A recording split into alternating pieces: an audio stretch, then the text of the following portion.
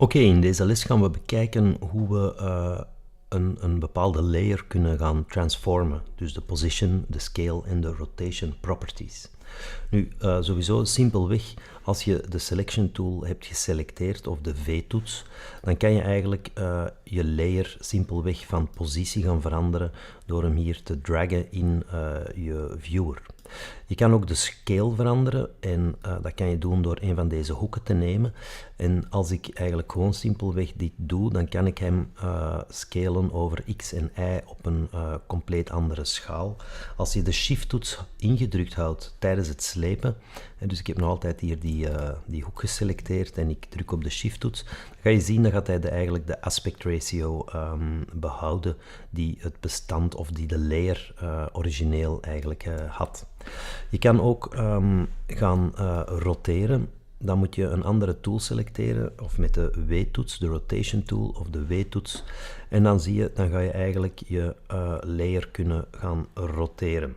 Nu, merk ook op dat zowel het scalen als het roteren gebeurt rond dit fameuze punt, en dat is het anchor point, of een beetje het centrum van onze layer. En die anchor point die kunnen we aanpassen, dat gaan we zometeen bekijken.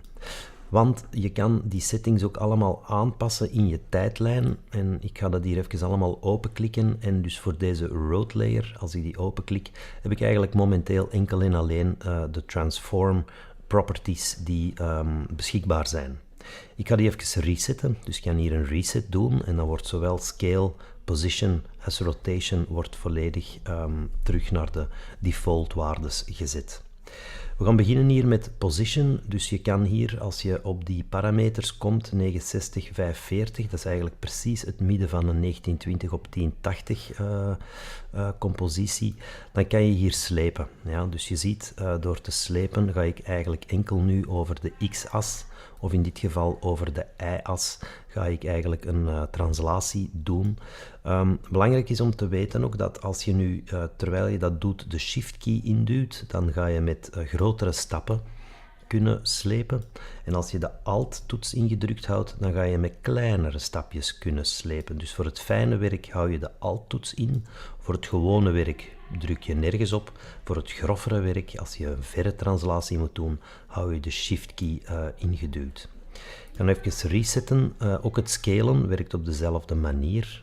Merk ook op, je kan ook, als ik dit bijvoorbeeld, je kan gewoon ook erop klikken op die getallen. En dan kan je een waarde intoetsen en bevestigen met de enter key.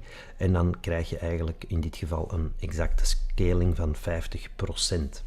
Als je non-uniform wilt scalen, dan moet je hier die constraint proportion afzetten en dan kan je x en y onafhankelijk van elkaar gaan schalen. Even terug in de reset gaan. Ook de rotation kan je hier aanpassen, dus zie dit als 45 graden, als ik die 90 graden wil draaien, voilà. En je kan dus ook... ik ga eigenlijk hier altijd maar tot 360 kunnen gaan. En als ik blijf verder draaien, dan krijg ik hier 1 maal 355. Dus dat is eigenlijk bijna, als ik hier nu 360 in typ, dan zie je hier 2 maal. Dus die is eigenlijk 2 maal rondgedraaid.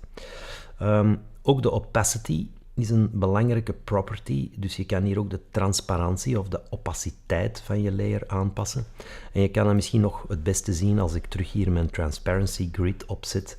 Ja, dan zie je dat mijn layer meer en meer doorzichtig wordt. En het wordt al een beetje duidelijk natuurlijk dat je een nieuwe compositie maakt door meerdere layers op elkaar te gaan leggen en uiteraard op verschillende punten transparantie gaat toepassen, zodanig dat we de ene layer boven de andere te zien krijgen.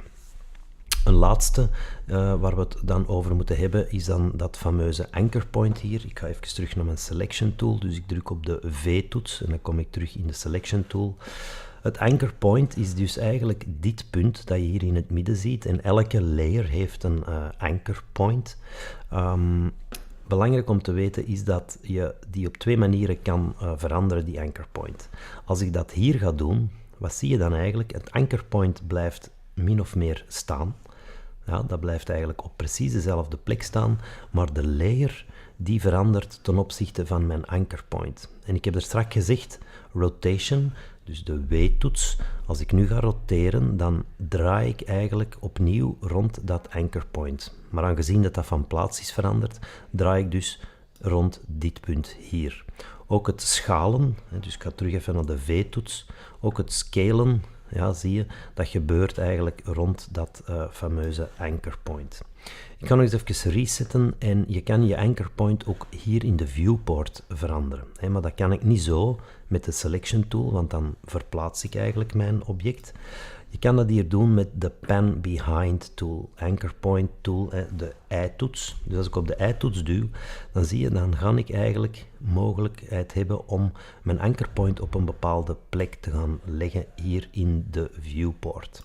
Je ziet ook die coördinaten hier veranderen, maar je ziet meteen dat de coördinaten van zowel mijn anchor point als van mijn positie veranderen als je de pan behind gebruikt. Maar opnieuw, als ik die bijvoorbeeld hier leg en ik ga terug naar mijn rotation tool, ja, dan zal je zien, rotation en scaling gebeuren altijd en ten immere rond dat fameuze anchor point.